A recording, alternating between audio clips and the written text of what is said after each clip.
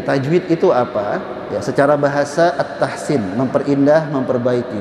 Menurut istilah ikhraju kulli harfi min makhrajihi, ya, mengucapkan setiap huruf dari makhrajnya atau tempat keluarnya, wa i'ta'uhu haqqahu wa mustahaqqahu minas sifat, dan juga memberikan hak dan mustahak dari sifat-sifat hurufnya. Jadi Bapak Ibu sekalian, kunci belajar tajwid itu sebenarnya makharijul huruf dan sifatul huruf.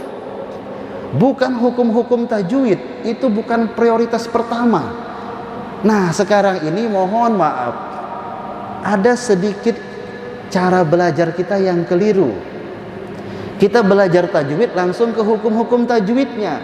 Contohnya apa? Belajar hukum nun mati atau tanwin seperti ikhfa. Itu belakangan saja. Kenapa? Karena kalau kita baca Al-Quran tidak memakai hukum ikhfa, itu nggak fatal, Pak. Nggak fatal, nggak mengubah arti. Wala antum, dan tidaklah kalian, artinya. Lalu kita baca wala antum, dan tidaklah kalian juga, artinya sama, nggak mengubah. Dia salah, tapi salahnya khafi, ringan saja. Makanya kalau orang Arab itu berbahasa Arab, mereka nggak perlu pakai ikhfa. Min aina antum, nggak mesti, Pak. Nah, maka kita harus belajar dulu tentang bagaimana keluarnya huruf, pengucapan huruf, sifatnya bagaimana. Jadi kalau kita langsung belajar kepada hukum tajwid, itu ibarat kita belajar ilmu fikih, langsung kita masuk ke bab sholat. Seharusnya apa dulu, Pak? Bab toharoh dulu. Nggak belajar bab toharoh, bisa-bisa sholatnya tidak sah. Begitupun dalam baca Al-Quran. Ya, langsung masuk ke hukum tajwid, nggak belajar makharijul huruf, itu bacaannya bisa nggak sah. Kalau dalam sholat, bacaan Al-Fatihahnya, sholatnya bisa nggak sah. Nah, ada kaitannya juga dengan sholat, seperti itu. Nah, maka ini yang paling penting itu belajar huruf, Pak. Ya. Nah, memang kalau usianya udah agak ini, Pak, wajar, Pak. Jadi sebenarnya, Pak, syariat ini hanya menyuruh kita belajar, Pak. Bukan harus bisa. Bukan harus bisa. Apalagi mohon maaf dengan usia yang sudah tidak muda lagi, maka poin pertama itu bukan hasilnya, tapi prosesnya, Pak. Hasil itu bonus. Jadi alhamdulillah, Pak, kalau kita usianya masih apa, yang dulu-dulu mungkin kita terlewatkan oleh kita, ya udahlah, itu zaman dulu lah. Sekarang meskipun udah tua, belajar saja. Meskipun masih bisa, nggak apa-apa, yang penting ada usaha. Ya, paling tidak melepas tanggung jawab kita di hadapan Allah Ta'ala kelak. Saya nggak habis pikir, Pak. Coba Pak renungkan, Pak.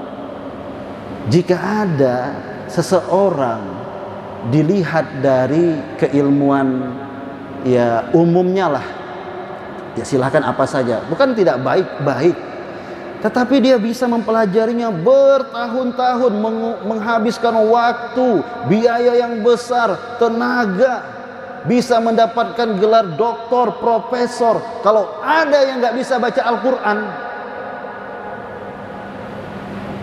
apa yang kita andalkan nantinya? Pertanggungjawaban apa yang kita berikan di hadapan Allah? Gak bisa baca Al-Quran, apa? Sibuk apa? Saya sedih, Bapak Ibu sekalian, kalau ada yang mengatakan saya gak sempat. Allahu Akbar, gak sempat. Sedih, Bapak Ibu sekalian, kalau dengar bahasa gak sempat seperti itu. Ya. Lanjut, manfaat mempelajari ilmu tajwid. Mengetahui cara membaca Al-Quran yang baik dan benar. Bapak Ibu sekalian, terkadang kenapa kita itu merasa udah benar? Karena kita belajarnya setengah-setengah. Kalau yang belajar, dia akan tahu, oh berarti ini yang benar, ini yang salah. Paling tidak itu dulu, dia paham. Makanya saya kalau ada yang bertanya, Ustadz apa hukumnya sholat di belakang orang yang bacaan Qur'annya nggak benar, terutama Al-Fatihahnya? Maka yang pertama saya lihat adalah orang yang bertanya tersebut, dia belajar enggak? Bagaimana mungkin dia bisa menilai orang lain kalau dia enggak belajar? Dengan dasar apa dia menilai? Hanya apa sekedar rasa-rasa aja. Ah, kayaknya suaranya enggak enak lah, nadanya kurang lah, kayaknya enggak tepat. Enggak bisa. Enggak bisa menilai orang seperti itu. Maka harus belajar sehingga kita tahu Seperti itu. Yang kedua, mampu membaca Al-Quran sesuai dengan kaidah yang benar. Ya, ini sunnah Nabi yang saya katakan tadi. Masya Allah. Jadi kalau ada Rasulullah katakan 1 huruf 10 pahala, itu tentu saja bagi orang-orang yang benar bacaannya. Enak banget yang bacaannya terbata-bata, gak pernah belajar, tiba-tiba baca Quran 1 huruf 10 pahala. Gak adil. Makanya kalau kita belajar secara mendalam, 1 huruf itu Bapak Ibu sekalian, Masya Allah, itu bisa sampai 6-7 sifat makhraj lagi. Luar biasa. Fot saja, mengucapkan fo saja, fo itu ada desisnya, udaranya mengalir, suaranya mengalir, pangkal lidahnya naik, fo, suaranya berkumpul, desisnya ada. Itu 1 huruf saja. Jadi wajar, saya pikir, ya Allah, wajar Allah memberikan kita 1 huruf itu 10 pahala. Nah, yang terbata-bata apa kata Rasulullah? 2 pahala. Tapi itu pun yang memang belajar, belum bisa tapi dia sungguh-sungguh masih baca, 2 pahala. Seperti itu. 3, menjaga lidah dari terjadinya kesalahan saat membaca Al-Quran. Namanya lahan, Bapak Ibu sekalian.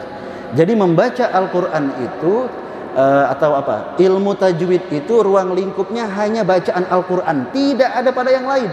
Jadi jangan dipermasalahkan. Misalnya ada orang adzan atau zikir yang bukan ayat Al-Quran, sholawatan, jangan diprotes hukum tajwidnya. Gak perlu pakai hukum tajwid. Misalnya adzan, as-salatu khairum minan naum. Ya, suara saya nggak sebagus sebentar. Naum itu azan. Memang secara hukum tajwid dia salah. Jadi jangan juga kita mentang-mentang baca tajwid, astagfirullah, muadzin sekelas Imam Masjidil Haram masih salah tajwidnya. Enggak, itu kita yang nggak belajar. Nah, itu bukan ayat Al-Quran. Naum itu madlin kalau dalam hukum tajwid. Tapi kalau naum dalam Al-Quran itu harus dipanjangkan. Misalnya dalam surah ayat kursi. Allahu la ilaha illa huwal hayyul qayyum la ta'khudhuhu sinatun wala naum. Enggak boleh nanti wala naum. Kenapa wala naum? Ya kan azan kayak gitu. Enggak. Beda. Seperti itu. Lalu yang keempat, memelihara kemurnian bacaan Al-Quran. Saya katakan tadi, ini akan terjaga Bapak Ibu sekalian sampai hari kiamat. Tinggal pertanyaannya, kita termasuk nggak orang-orang yang menjaganya? Seperti itu. Lanjut Bapak Ibu sekalian, hukum mempelajari ilmu tajwid. Mempelajarinya secara teori itu memang fardu kifayah. Makanya saya kemana-mana Bapak Ibu sekalian keliling. Kemarin beberapa kota saya keliling. Nah, maka yang saya kumpulkan pertama adalah guru Al-Quran. Karena jatuh-jatuhnya fardu kifayah ini kepada guru Al-Quran. Yang kedua kepada para imam. Para imam gak ngajar, tapi dari bacaannya itu akan mengajari para jamaah. Jamaah akan mengikuti bacaan para imam. Kalau imam salah, maka makmum dia akan sholat sendiri misalnya. Dia akan ikut salah juga.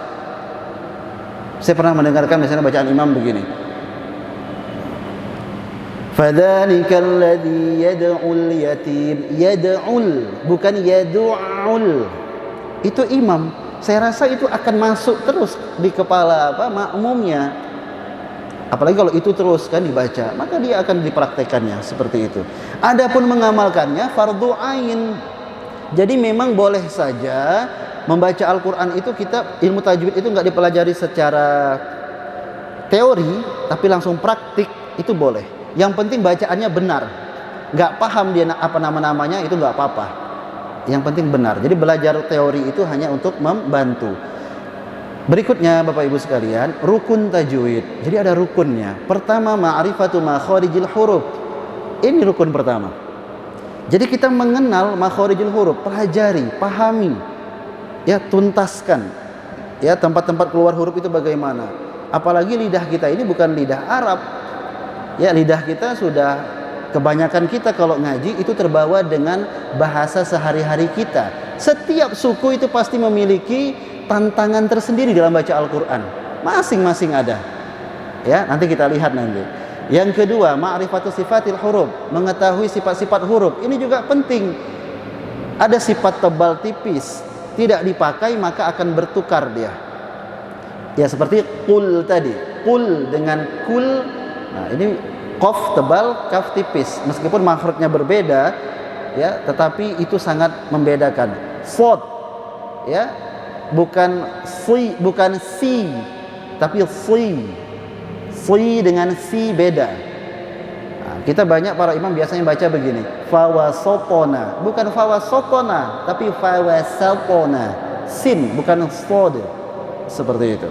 Yang ketiga barulah ma'rifatu ahkami tajwid. Kita pelajari hukum-hukum tajwidnya, ikhfa'nya, tebal tipisnya, ro-nya nanti kapan itu tebal, kapan tipis, kapan boleh tebal, kapan boleh tipis, ya. Nah, panjang pendek juga itu penting. Nah, jadi kalau ada biasanya itu para khotib, itu ayat Al-Quran, wala dzikrullahi akbar, itu ayat Al-Quran. Dan sungguh mengingat Allah, yaitu sholat, adalah ibadah yang lebih utama dibandingkan ibadah yang lain. Tapi banyak khotib yang membaca wala dzikrullah, maknanya kebalikannya. Dan bukanlah sholat itu ibadah yang paling utama atau lebih utama dibandingkan ibadah yang lain. Begitu Bapak Ibu sekalian. Salah baca, salah arti. Yang keempat, riyadhatul lisan, latihan lidah kita Bapak Ibu sekalian. Nah, jadi huruf apa? Maka harus dicek Bapak Ibu sekalian. Jadi kita ini kalau belajar tajwid, tahsin, itu seperti kita ke dokter. Apa nih sakitnya apa? Huruf apa yang sakit? Setelah diberitahu, dicek salahnya ini, diberikan resep cara mengucapkannya ini, maka kita bawa pulang, latihlah itu. Seperti ada resep dari dokter. Jadi kadang-kadang nggak bisa datang ke guru langsung bisa, enggak. Kadang-kadang kita harus latihan di jalan, di apa, udah ucapkan aja ain, ini lagi sakit kok, ain pula lagi Pak ya. Latihan seperti itu, ya. Yang kelima, talaqi wal musyafahah. Talaqi itu ketemu langsung Bapak Ibu sekalian. Jadi kalau nanti misalnya saya lihat dengan Ustaz Sahbandi itu ada baca, itu bagus. Itu namanya talaqi, musyafahah, melihat gerakan mulut. Yang murid melihat gerakan mulut guru, guru juga melihat gerakan mulut murid. Dan memang ada yang tidak dijelaskan di dalam teori-teori buku-buku tajwid, nggak ada. Gerakan mulut kita ini nggak ada. Kayak a saja, a fathah itu bukan seperti kita a Indonesia. Kalau kita a mama, bukan begitu kalau Arab, bukan mama tapi mama, ma. Nggak boleh juga me yang nggak boleh, ma. Jadi baca Al-Quran itu nggak boleh berlebihan, nggak boleh juga kurang. Maka itu harus didengarkan oleh guru seperti itu. Makanya nanti sebenarnya kalau kita mau belajar di sini, kita mau kuatkan teorinya saja, tapi ya bacaan kemungkinan nggak akan semua bisa baca, sebagian saja, sebagai contoh lah begitu. Nah, maka ini rukunnya, harus ketemu guru langsung. Nah, masih ada 2 menit lagi ya. Ayat terakhir ini. Golongan manusia dilihat dari bacaan Al-Qur'annya ada 3. Kita yang mana Bapak Ibu sekalian? Pertama, muhsinun ma'jurun. Muhsinun itu yang baik bacaannya dan dia ma'jurun, mendapatkan pahala yang berlipat ganda. Itulah yang Rasulullah katakan, 1 huruf dibalas dengan 10 kebaikan, 10 pahala. Ini yang bagus bacaannya. Dan ini nggak akan mungkin terjadi kalau dia tidak belajar. Yang kedua, muhsinun ma'dzurun. Bacaannya jelek, tapi dia dimaafkan. Kenapa? Karena dia masih proses belajar. Terus dia belajar, tapi masih lidahnya masih susah. Nggak apa-apa. Jelek, tapi dia dapat dimaafkan. Bahkan dia dapat pahala. 2 pahala tadi kata Rasulullah. Yang ketiga, musiun athimun, jelek bacaannya dan dia berdosa. Kenapa? Gak mau belajar, atau sudah belajar tapi ternyata belum tuntas, masih banyak salahnya, salah beratnya, salah jalinya, dan dia gak mau belajar lagi. Itu orang yang sombong, dia berdosa. Maka kata Imam Al-Jazari dalam kitabnya, ya Manzumah Jazariyah, malam yujawidil Qur'an athimun. Barang siapa yang membaca Al-Quran ya dengan tanpa tajwid, berdosa. Kenapa? Li'annahu bihil ilahu anzala. Karena Al-Quran itu Allah turunkan dengan tajwid. Ya, gurunya Masya Allah, Allah langsung yang mengajarkan malaikat Jibril juga yang terus mengajarkannya kepada baginda Rasulullah kepada para sahabat, terus sampai hari ini. Wa hakadza minhu ilaina wasala. Begitulah juga Al-Qur'an sampai kepada kita sekarang ini dengan tajwid, Bapak Ibu sekalian. Nah, maka tanyakan kepada diri kita, kita masuk yang mana ini? 1, 2, atau 3? Mudah-mudahan kita bisa tergolong kepada golongan yang pertama, dan mudah-mudahan Allah masukkan kita semua kepada golongan Ahlul Quran, sehingga nantinya Al-Quran ini Bapak Ibu sekalian menjadi penerang di hati kita, menjadi penerang ketika kita di dalam kubur, dan juga akan menjadi hujjah pembela kita, memberikan syafaat ya ketika di yaumil akhir kelak. Amin ya rabbal alamin. Demikian yang mungkin dapat saya sampaikan untuk pertemuan perdana. Insyaallah pada pertemuan berikutnya akan kita lanjutkan masuk kepada teori seperti itu. Demikian aqulu qauli hadza wa astaghfirullah li wa lakum. Assalamualaikum warahmatullahi wabarakatuh.